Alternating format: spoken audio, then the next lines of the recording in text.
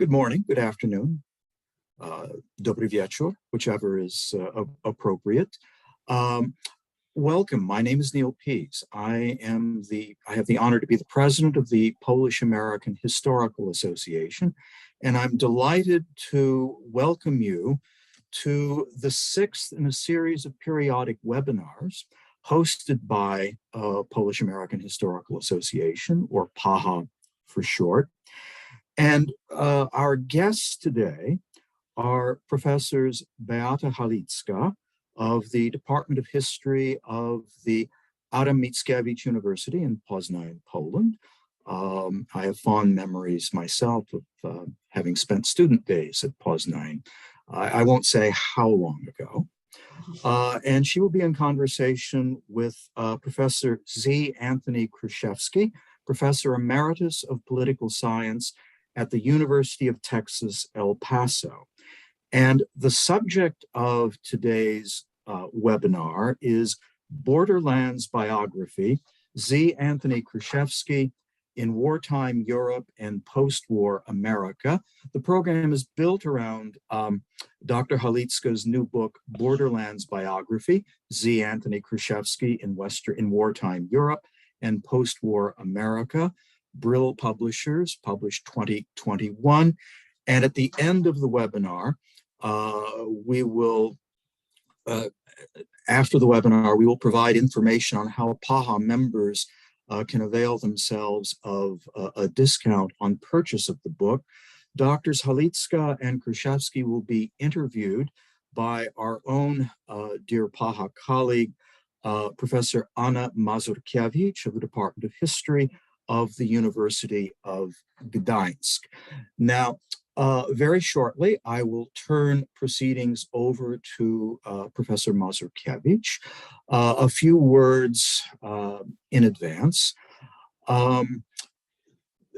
The conversation, Professor Mazurkiewicz will interview Doctors Halicka and Kruszewski for roughly 40-45 minutes. We will hope to conclude the proceedings in an hour. The final segment of the webinar will be devoted to question and answer. You are encouraged to put questions in the chat function at the bottom of the screen. I will remind you that it is best if you are not speaking to mute yourselves. And just to let you know, the conversation is being recorded for the possibility of future playback on the PAHA website. I believe that takes care of the preliminaries. So at this point, I'm delighted to turn it over to my colleague, Anya Mazurkiewicz. Anya. Thank you, Neil. Good morning, good evening, everyone. Professor Kruszewski, Professor Halicka, thank you very much for agreeing to meet with the PAHA members. We are delighted to have you as part of our seminar. We meet here today to talk about an amazing book. This is my copy, appeared in Poland 2019, now freshly off the press, the version in English, a bold approach to biography, really, which in the Polish context, biographies are still written very much in a stiff, fact-checking historical style. Here we have a historian who is not afraid to give a book that first is readable, it engages the reader. The book can be popular and academic at the same time. Second, it encompasses a brand new approach allowing for auto-creation by Professor Kruszewski for reflection of his historical consciousness, interpretation, and yet it is not devoid of fact-checking effort by the author, Professor Halicka. It is based on a life story. This book, while itself it represents the historical moment in which it was written, I'm going to allude to this later, it also introduces an innovative approach by framing it within the border studies. And while at the border studies, a new discipline really that the idea of border studies is not new. And, if we look at Professor Kruszewski already in 1976, he has founded an association for borderland studies. But now, given the globalization, EU integration, mobility, unprecedented migration, security threats, we are now undergoing a sort of a renaissance of border studies. In Poland, we have scholars, centers, lexicons. People are trying to figure out what is the theory of border studies. So let me start by introducing the hero of today by putting the border as the main point of reference for us. So in other words, how many borders did Professor Kruszewski have to cross since he was born in 1928? And does it make him the man of the borderland in addition to the pioneer of the borderland studies? So I have a list of borders that Professor Kruszewski crossed according to his biography. The list was prepared during a seminar, a graduate seminar that I had with my PhD students, whom I have assigned this book to study. And this is what they came up with. And the list is pretty long, so just bear with me. This is the innovative way of presenting Professor Kruszewski's biography. So of course, the first one on the list are state borders, including borders between freedom and captivity during the Cold War. Professor Kruszewski immigrated to the United States as a DP in 1952. In 1959, he was back in communist Poland to conduct his research. There's a language board. He was born into a family. He's a grandson of Antoni Grabowski, and his grandfather was one of the greatest advocates of Esperanto. Zamenhof's idea of a language that unites humanity. There's a border of time in terms of memory and recounting the past events. There's also a border of age and gender, because the author of the book is much younger and it's also a woman. And so there's a difference here. The gender was also brought up in terms of Professor Kruszewski's relationship to his mother. Again, the age and gender borders here. Social economic status. My students mentioned the border of $70. I wonder if we could have Professor Kruszewski comment on that later. The border between life and death. Professor Kruszewski was witness as a very young boy to what was going on in a ghetto in Warsaw. As a young man, he took part in the Warsaw Uprising. And as a young boy, he ended up a prisoner. So freedom and captivity, another border. There are other things on the list. Political views. Professor Kruszewski navigated the boundaries between different opinions, worldviews, and he was exposed to the diversity of political opinions since the very early age, growing up in a home when even the parents had different opinions. Old and New Polonia, this might be of interest to our listeners, to our audiences today. The morality, the borders. In the book, there's a passage when Professor Kruszewski talks about how he was disillusioned by the behavior of the soldiers, for example.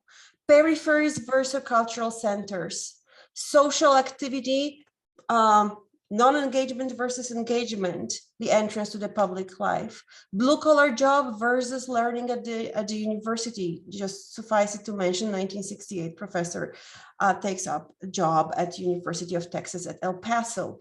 And while my students noted that Professor Kruszewski never crossed so many borders, they also noticed that they see that he has never crossed the border of decency. The values in his life were always at the center of his attention. So a final note that the students wanted me to make today was that they thought that the professor really likes to be on the border. Professor Kruszewski, is that true? Did we miss anything in this story? Do you like to be on the edge, on the border? No, I was always fascinated by the borders. Real borders between nation states and mental borders between people. And first of all, raised in the Esperanto movement family, I was conscious from the very early age that people hate themselves, are nationalist and not very tolerant. So I brought up from my home period of life I was fascinated by the fact that the Esperanto movement introduced international language and also was aiming at tolerance and friendship to everybody. So that was my first immersion in the borderland. And then, of course, I crossed many borders during the Warsaw Uprising, where I was in the scouting movement, émigré rounds, and initially led 100 boys at order of spying the Germans who were entering the city, and we were supposed to report to the command of the Home Army, Armia Krajowa, how many new troops came and how many troops left. So obviously we were conscious of those borders between Germans and Poles, and Nazi movement attempt to suppress our resistance movement. I joined the Home Army and the scouting movement at the age of 15 and became commander of the at the age of 16 years.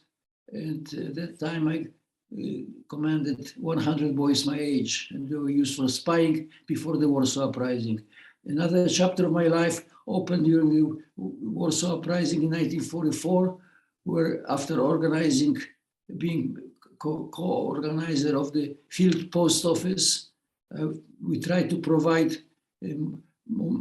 actually for this population of Warsaw at that time, around 1 million, information about their children who were fighting in the Warsaw Uprising. And we delivered 150,000 letters informing many of the families that they are alive and they are conducting very important activity, trying to liberate Warsaw before entry of the Soviets. And we were supposed to welcome them as soldiers of independent sovereign Poland. That didn't happen, obviously, because we were crushed. We were fighting. After fighting, we were supposed to fight 7 days, around maximum 7 days. There was no food after 7 days, and there was no weapons. And then, of course, we were supposed to establish the fact how we represent ourselves, and we were supposed to welcome Russians in the name of the Republic of Poland. I was notified that indeed Warsaw Uprising will occur, but I wasn't told when. The boys were not mobilized. They were used for spying on the main artery of Warsaw, Jerusalem Avenue, about 4 miles. At every bus stop, every streetcar stop, there was a boy standing for 1 hour. I was changing them, and they were supposed to note how many new Germans came in and how many left, and I was reporting that to the high command of the Armia Krajowa, Home Army. Well, just before really uprising, which occurred at 5 p.m. on the 1st of August 1944, I was standing at replacing a boy who was sick at the George Washington roundabout in Saskakempa on the right of the Saskakempa side of the Vistula River. And then I had to make a decision which way to go back to my units in central Warsaw or stay in Saskakempa. And perhaps at that time I would proceed with Polish army, First Polish Army, to fight in Berlin. And I would stay with Poland, in Poland, and I wouldn't go to America. But the fate was decided for me that during the uprising, I left towards Warsaw, downtown Warsaw. And as a result of it, I took part in the Warsaw Uprising and then became a prisoner of war of the Germans in the Zandbostel POW camp, and then a member of the Polish army in the West under British command, General Anders' army, 12th Podolski Regiment, which took Monte Cassino, and stayed abroad simply because these communists who occupied Poland on behalf of the Soviet Union were arresting Home Army soldiers and leaders of the independent Poland's forces. So there was another chapter of my life. And when I turned down and around decision I had to make in the middle of the bridge, Prince Poniatowski Bridge over Warsaw. So one of my friends, an American general, said that I should have a chapter in my life, decision at the bridge, because that predetermined and made me a refugee later on because of how fate was meted out to me. Well, when I joined the Warsaw Uprising down from the bridge, first of all, I couldn't cross the street because there was a German bunker and they were shooting with machine guns along the street, Dobra and Solec, which were in a triangle like that. And I couldn't cross from one side of the street to another. When I crossed the street, I joined the battalion called Krybar, named after commander who had two children, two daughters, Christina and Barbara. Krybar Battalion, typical name for the Home Army, pseudonym naming of the battalions. And I fought with them for the first week. I didn't get any weapons because we didn't have many weapons. We had only 10% of the soldiers armed. And in my shark, I and in the ruins of the Institute of Fine Arts at Wybrzeże Kościuszkowskie in the street along Wisła River. We were in the ruins of the school, and through the barricaded windows were throwing the bombs, the Molotov cocktails. And Germans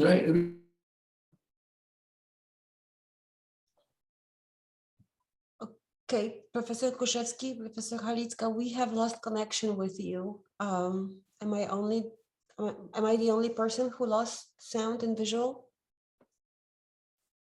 I have a frozen visual. I have no sound. Okay, so let's just wait a second. Well, they have disappeared all together.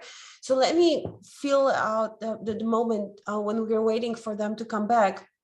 My connection to the book was a result of a meeting in 2019. This is actually the place in the book where I got the signature of Professor Kruszewski and Professor Halicka dedicating the book to me. They have appeared at a conference which was co-sponsored by Polish Institute of Arts and Sciences and Polish American Historical Association in 2019 in Gdańsk.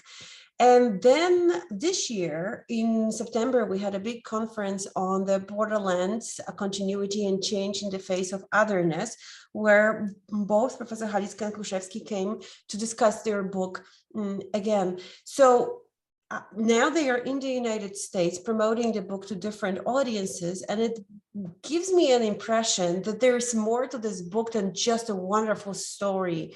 A story of success, a story of extraordinary man. There's also more that this book can do to the community, both in Poland and in the United States. And I wanted to ask our guests about the envisioned role for the book as they see it coming. I don't see them coming back. Not yet. Oh, here they are. Cool. Okay.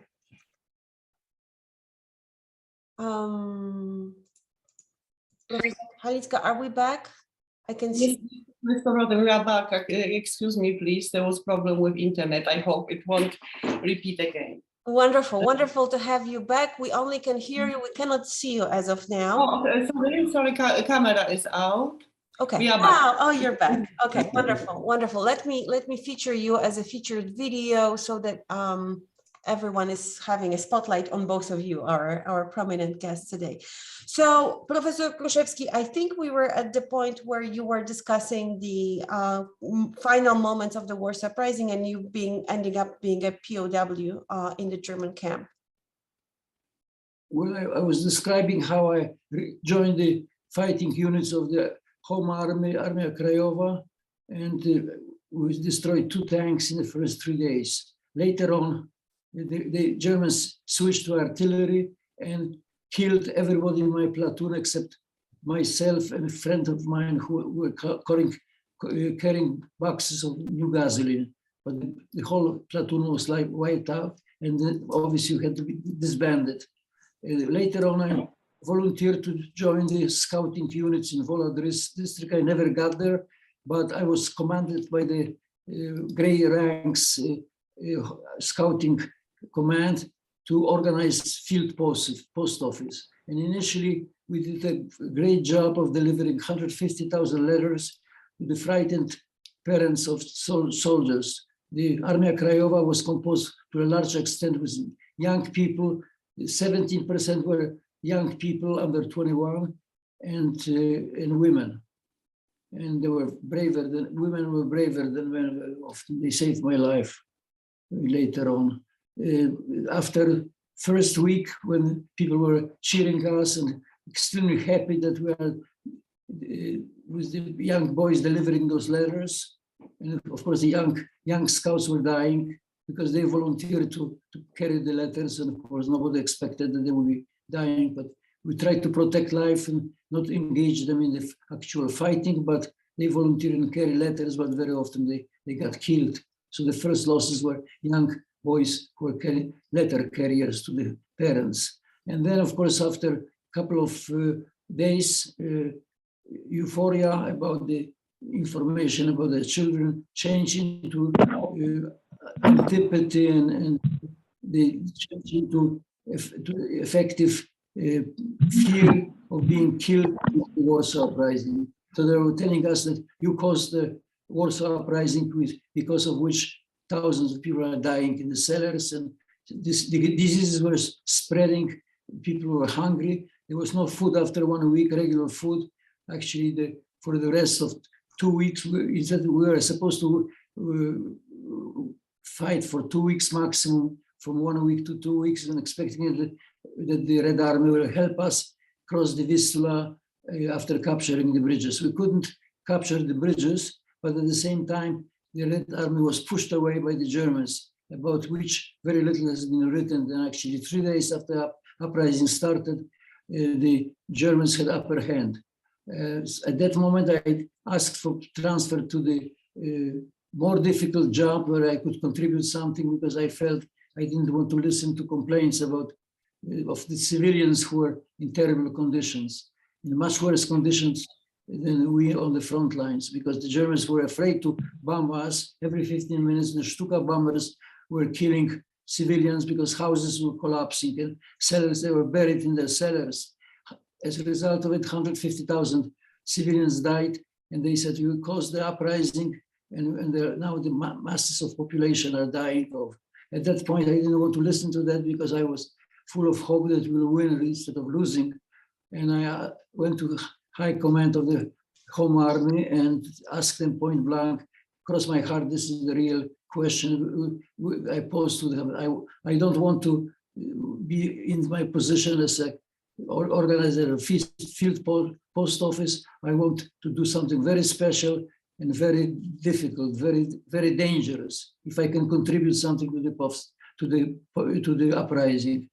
And at that point they said, well, we have a job. General Komorowski on the 14th of August 1944 issued an order for all the partisan units to come to the rescue of Warsaw and attack from behind, from the Campinos forest rear of the Germans. And they gave me a ciphered coded message, which was sewn in my jacket, and I was supposed to deliver the message about 50 kilometers from Warsaw Milanówek, the colonel commanding partisan units in the Campinos forest. Professor Kruszewski, at that point, we were chopped up in the sections. We couldn't communicate across Warsaw, so I had to go about 4 kilometers.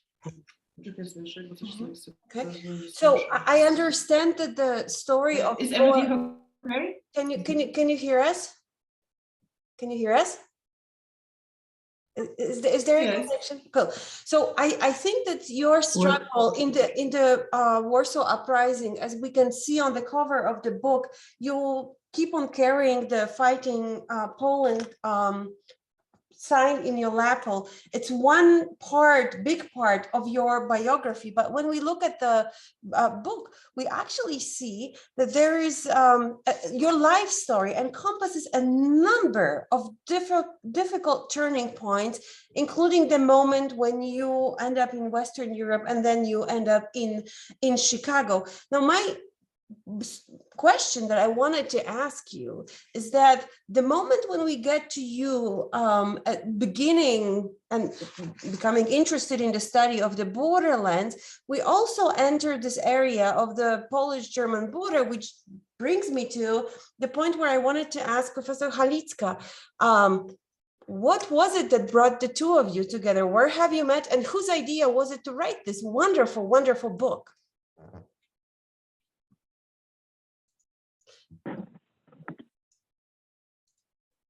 Professor Halicka, you need to unmute yourself. Okay. Once again, thank you very much, and for to having us, to invited us. Maybe I can say at the beginning, we are now in Washington in Kruszewski Foundation, so we are guests of the foundation. We had yesterday last of our book presentations meeting, and are here a little bit in provisorisch in this office, and I hope the connection will remain well. If not, excuse me, it is not our fault. We are just guests here in the foundation. To your questions, of course, the fact that I am also scholars dealing with border studies, and already at that time, we met 2012, it was already time when I was working on the topic on my book, Polish Wild West, and it is also a story of Polish-German border and the shifting of Polish borders to the West and forced migration in the post-war period. And I was presenting my research in a conference in Warsaw. I knew at that time the book, the PhD research of Professor Kruszewski, published in the beginning of the 70s. I didn't imagine I will meet the author in Warsaw at the conference. So he who found me and who recognized it as a younger scholars dealing with similar topic as his research. And on this way we met and we started to talk. He invited me to El Paso, to his university in Texas, to give a talk at his university. I came to El Paso 2013. It was my first visit, and at that time we also had plans just to cooperate, because El Paso is a university on Mexican-American borders, and a very similar situation was at the University of Viadrina in Frankfurt-Oder, where I was working at that time. So it is a kind of very similar universities with similar experience in similar field of research. So we just really wanted to cooperate. And so on this way, the idea of inviting me as fellowship, as visiting professor to El Paso was born. I applied for funding, and in 2016, I came to El Paso just to teach students about borders in East Central Europe. It was my goal to have just classes for the whole semester. And your question, when the idea of writing the biography was born, or who had this idea, I would say it was just a result of our conversation. We met from the beginning often, and Professor Kruszewski was dealing with the questions how to write his autobiography, because many people asked him, proposed him, it would be so interesting to read your autobiography, but it was a big challenge for him. It was difficult to have distance to his own life experience, to his own biography, and he asked me just for an advice, what I think about it, or maybe could we maybe make a long live interview, wywiad rzeka. But we also both decide it is not a good idea, because his life is so tremendous, so interesting, so many different chapters and facts, so that just an interview would be not enough. And in this situation, I started to think maybe it is a topic for me. Maybe it is something what me as historian can face and can do a good, interesting book. And I proposed to Professor Kruszewski just to start with interviews, just record his story as oral history method. And after first interview, as we started the recording, I was so impressed of the way how he is telling his story, how he is constructing his life, but putting it in a context, explaining not only what he has done, but what was the reason, how the other peoples behave. It was just very, very interesting. A lot of details, a lot of names, a lot of facts. So already after the first interview, I knew it will be great material for a book. We did 40 hours interview. The transcription of the interview was about 850 pages text. So this was the very beginning of my work. And of course, all the next steps, studying literature, making research in archive. I went to, of course, to Warsaw, but also to Paris, to London, to Chicago, to El Paso, to many archives, just to find proof of this, what he has told me. And as much as I was able to prove it, to find additional information, sometimes surprising for him what I could find. So it was very exciting that time of working. And most important for me, as the manuscript was as far good, as far completed, I asked him, unusual situation for an author of a biography, ask the hero, please read my manuscript and tell me if it is okay. And I was very afraid what Professor Kruszewski would say. If he say, no, you have to change at least a half, it would be a big challenge for me and a difficult decision to keep on my version or to make his version of the story. But it was not necessary. He was satisfied, and there were a few small corrections, a few additional information we put. And in this way, after 3 years of writing, 2019, this book has been published in Poland. Right, excellent. So when we read the book, part of the story, for those of you who have not read it, a big chunk of the writing is actually citing Professor Kruszewski and his description, his vivid language, the way, as you said, he narrates, auto-narrates his story is just captivating. It's wonderfully written. And Professor Halicka, being a historian, is also a wonderful writer. So it really reads like almost like a novel with all the historical apparatus. I wanted to ask Professor Kruszewski now, a fighter, an émigré, a scholar, and an activist in the Polish-American Congress predominantly, but not only, his life being marked by border crossing. Professor Kruszewski, to what extent your life story explains your career and accomplishments in the field of the border studies? Should we interpret your academic success via your biography? Well, I was always fascinated by borders from being a small boy before the war, standing on the Polish-German border.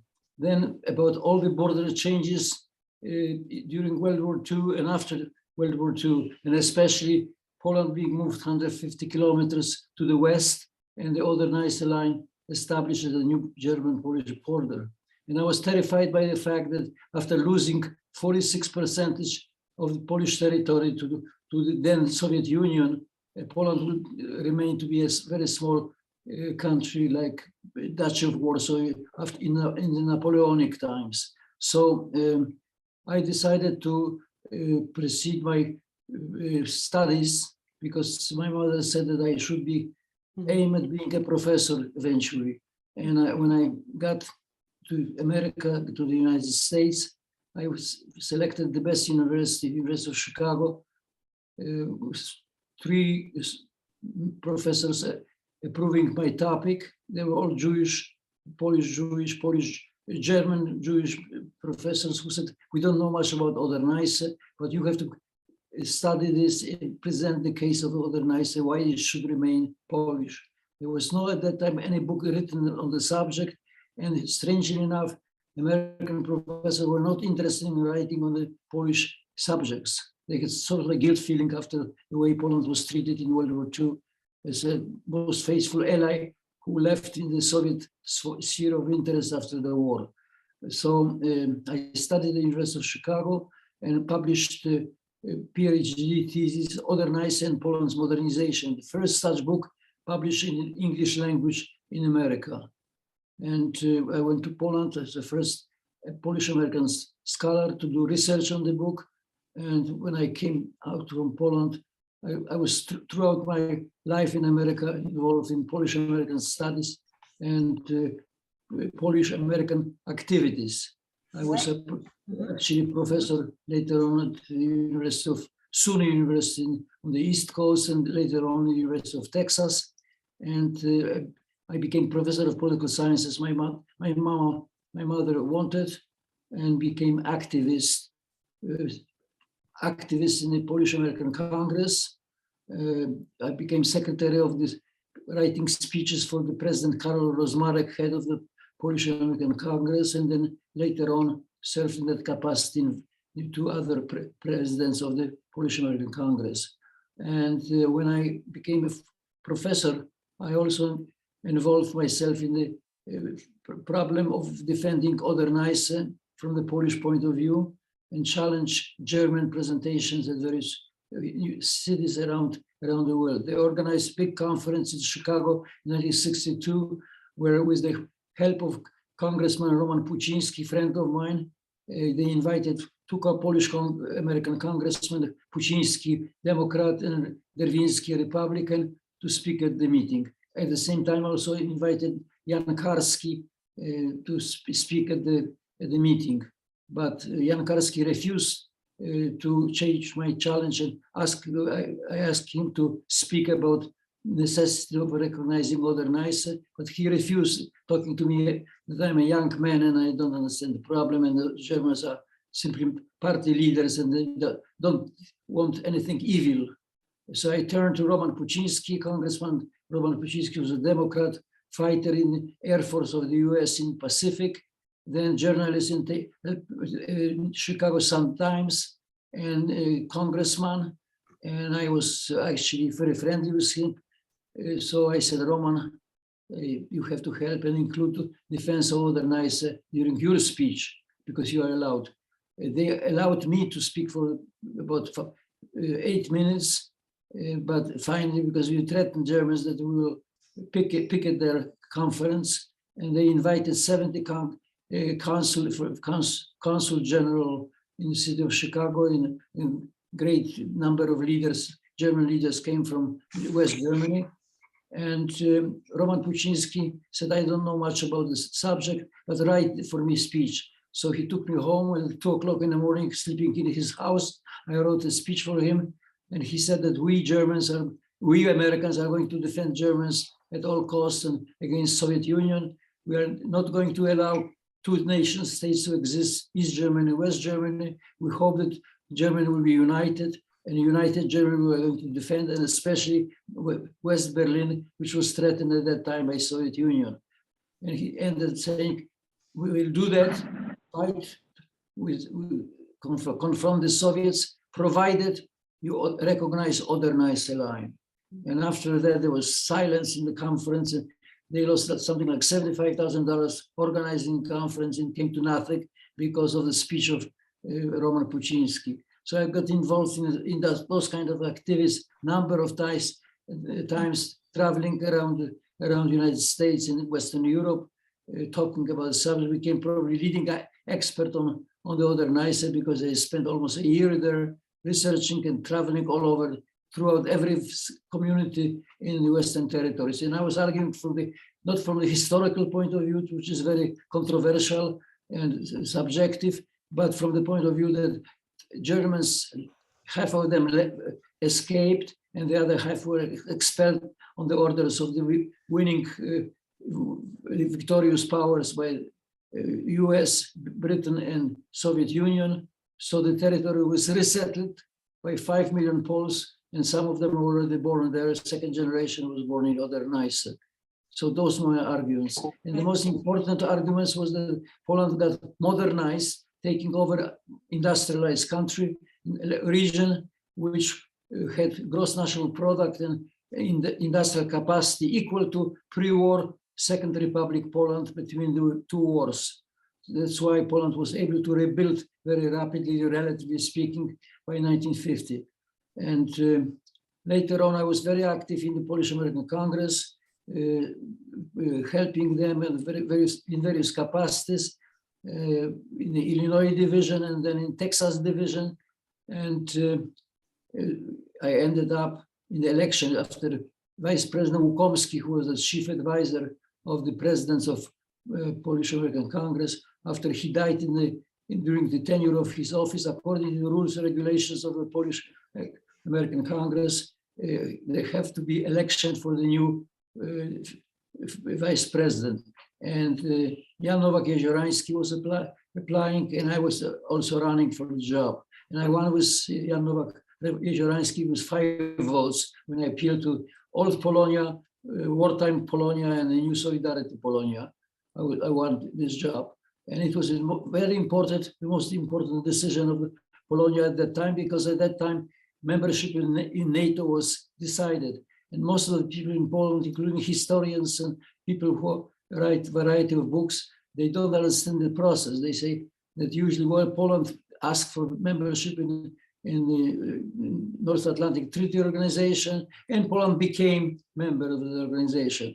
They didn't understand that it was decision, so at least 67, 2/3 of the senators of the US Congress.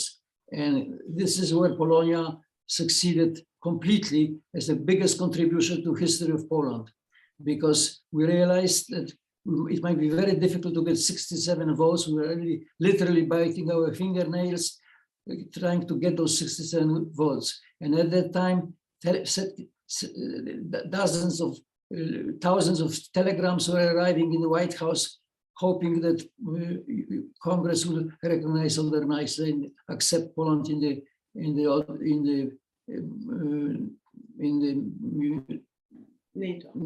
the NATO.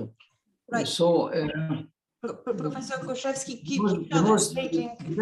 the best decision they made, actually, on behalf of Polish-American Congress, they were first of all calling by phone. And Dan Fried, Deputy Secretary of State, told me, Tony, stop doing that because you are blocking our telephone exchange. So we switched to different tactic, completely new, very effective. Namely, several senators said that absolutely they are not going to recognize Oder-Neisse line because it will be provocation for Russia. And I lived, and I still live in Texas. I'm a Texan, integrated in Texas life, and both of my senators said that thing that they are not going to vote for Poland. So I was delegated by the Polish-American Congress with Professor Kruszewski from East Texas University to go to Washington and talk to both senators from Texas. And after our discussion, we convinced them that they should vote, and they indeed voted for Polish membership in this decision of voting. So we got finally 81 votes. And this was the best actually decision and fantastic contribution to Polish history. It was the same kind of activity which Polonia acted in World War I through Ignacy Jan Paderewski talking to President Wilson and asking him to introduce point 13 in the 14 points of peace on behalf of United States, and President Wilson agreed that Poland should be resurrected with ethnic Polish territories and access to the Baltic Sea. This membership in the NATO, which is obviously a security blanket for Poland right now against potential threats from Russia, is probably the biggest contribution in the history of Poland. And unfortunately, Polish historians and Polish politicians don't know about it, what role Polonia played. And of course, I was very active in Polonia, and most of us from wartime Polonia, mostly soldiers of General Anders' army and First Corps by General Maczek, who migrated to America. We spoke English at that time, and we integrated promptly into all Polonia organizations and were active on behalf. So this is the role of Polonia, and this which Polonia deserves the general top prize for those activities. And I started working for Polonia in 1952, and I arrived a couple of days after I arrived in Chicago from England, and ended becoming vice president of the Polish American Congress in 1990s. Thank you very much. Thank you very much, Professor Kruszewski. Wonderful story, wonderful contribution to the history of Polish Americans and your engagement. You guys might want to observe how this book is really a vehicle for Professor Kruszewski to keep on his engagement. He's engaging with the Polish scholars, increasing their awareness, paying attention more and more so to the role of Polonia and getting Poland into NATO. For Professor Halicka, I think also the book's role in Poland, she, in some of her articles, she called it a light in the tunnel, you know, talking about Borderlands and Borderlands personality, the men of the Borderlands, because the book really uncovers the positive aspects of human character, which emerges from the borderland. While we try to understand what is happening in the borderlands when we are coming into contact with different cultures, well, traditionally we would talk about estrangement, xenophobia, socioeconomic rivalry. Well, this book is different. I asked my students to prepare a portrait of a man of the borderland, characteristic features. And after reading the book, the students came up with the following catalog: innovative, proactive, on the move, sees opportunity and seizes it. Easy to establish new contacts, connects to the people, stimulates growth, lives on the border, filled with empathy, openness to diversity, allergic to discrimination and exclusion, non-partisan, actually anti-party, engaged but not in tribalism, no extremism, no prejudice, open to change, adapts culturally easily, observant, mindful of many perspectives, willing to engage with the others. We need more of that. Wonderful, wonderful contribution. I have more questions, but I also see that there's question coming from the audience. So I will not keep on asking. I'm going to give the floor to Neil. If you could please take over asking the questions of our crowd here. Thank you. Thank you, Anya, and also to our guests, Professors Halicka and Kruszewski. We do have a question posted in the chat from Professor Anya Miller, who asks, I have a question to Professor Halicka about what was the most challenging aspect of writing this book, and how did you balance the individual story and the historical context so the reader gets a sense of the larger history without being overwhelmed, while maintaining a sense of individual agency? Do I need to repeat that, or did you get it? I can see the question on the chat, so it is okay. Yeah, thank you, Professor Müller, for these questions, and it was indeed a challenge. I was aware from the beginning. The challenge is just to stay objective, yes, because we get know each other very well, and I cannot. It was obvious there is a big sympathy and a big. I feel honored to get know Professor Kruszewski and to write about him. But still, as historian, as writer, I had to take distance to this history, not to show my personal feelings or my sympathy or my. So I was aware of this, and just to keep it in my mind, writing about it. It is not place for my feelings and my opinion about professors. But on the other side, you know, every book, every text we are writing, it is always a part of us. So it is not possible to be absolutely objective. So I don't want to say I manage it, yes, but my method was to prove as much as possible. So every fact, every information he gave me, I try to find proof for it in literature or in archives. And then I could write about it from my point of view. And if I was not able to do it, I put the information of quotation, what he is saying. So I did, and Anya mentioned it, there are a lot of sentences where I just make a quotation of his statement. And in this way, I managed it just to if I couldn't say for 100%, I could prove it, then I just say it is what he's saying. Yeah? And I think it was a balance between historical objectivity and using ego documents or using interviews, transcription of interviews as a part, as a source in my research. And I hope in this way I could manage this challenge. Thank you. I have a question myself for Professor Kruszewski, and perhaps it's a variation on comments that have already been made. But we're speaking of borderlands, and all of us in this webinar are aware of the complexities of the Polish borderlands. Now, Professor Kruszewski, you lived and taught in El Paso, and you would be speaking to students, presumably you would be speaking to students whose entire experience of borderlands was the American-Mexican borderland.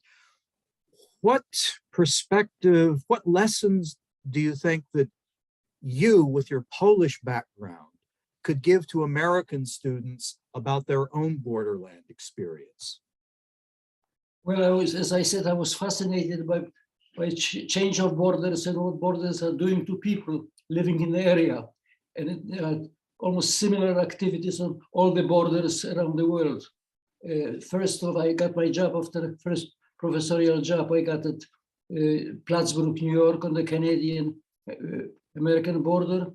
And I found a lot of discrimination against French Canadians out there, and then shifted my interest and my position to Mexican-American borders in El Paso, Texas. I was teaching during my 55 years of professorial activity, 15,000 students. And I always told about complexity, and after every complexities of the border, then the same similarities of the border.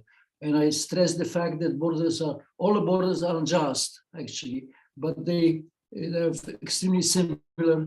And after every conflict, there are key questions about the border should be maintained regardless of the fact, and tolerance should be stressed, and good relations among people who are living along those borders. Fascinated with borders in El Paso, Texas. During one of the lunches with 5 colleagues of mine, we decided there is no American scientific society studying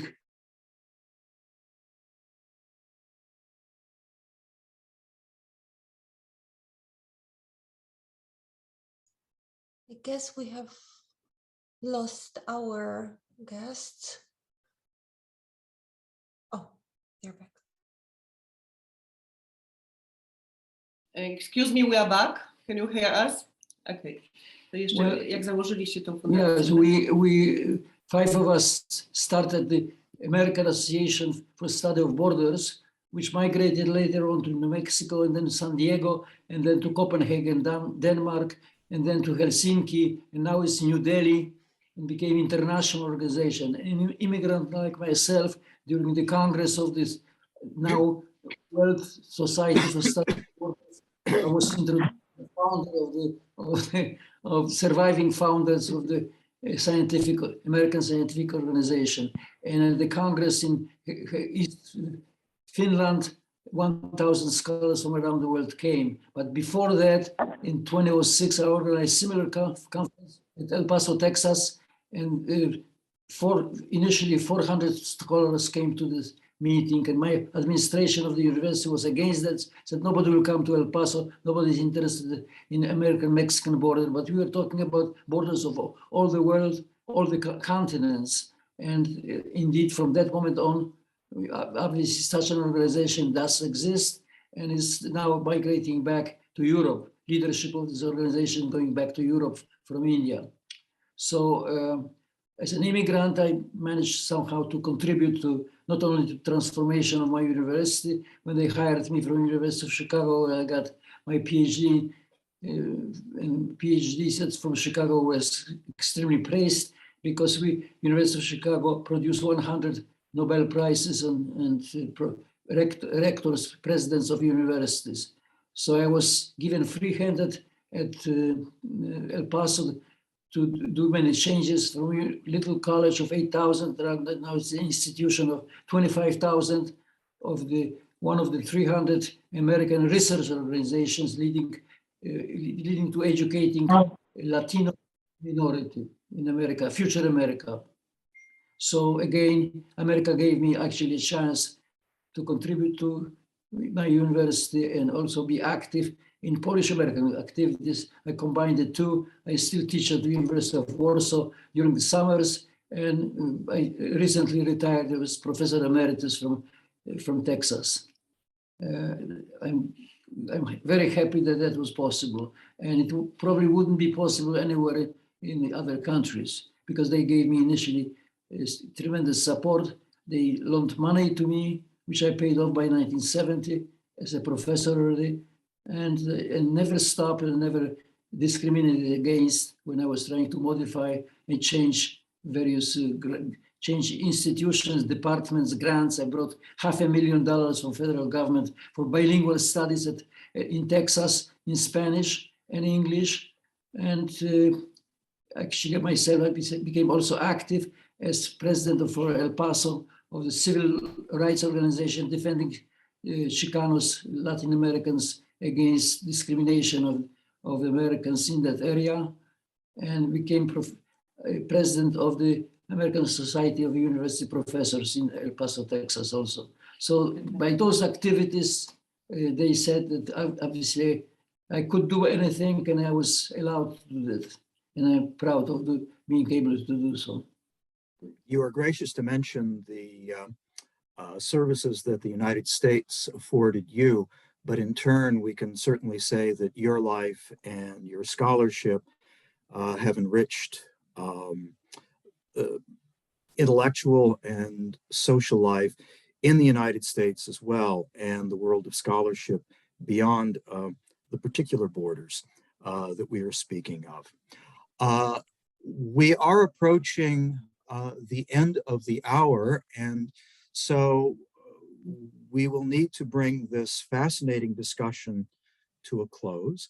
Our very great thanks to our guests, Professor Halicka and Kruszewski, and to our interviewer, Professor Anna Mazurkiewicz. Thanks go as well to Professor Anya Müller, who has been kind enough to handle the Zoom responsibilities for today. Just in closing, some notes. As mentioned at the top of the hour, we will send out to PAHA members via email after the close at some point after the close of today's proceedings, an offer to purchase a discounted copy of the book around which this webinar was built, Professor Halicka's Borderlands Biography, Z. Anthony Kruszewski in Wartime Europe and Postwar America. I am also reminded that a review of that book appears in the latest edition of the Journal of the Polish American Historical Association, Polish American Studies, and you are invited to read the review there.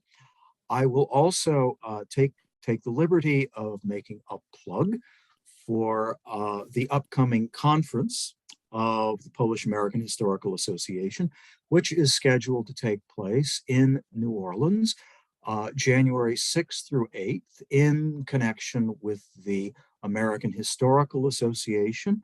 And people who would, those of you in the audience who might be interested in attending, the registration links for the conference and for the annual awards dinner are available on the PAHA website.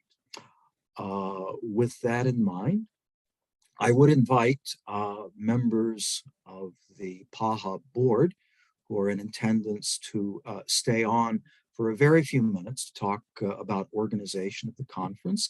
And otherwise, thanks once again to our presenters. Thanks to our audience. Wishing you a good day. Thank you.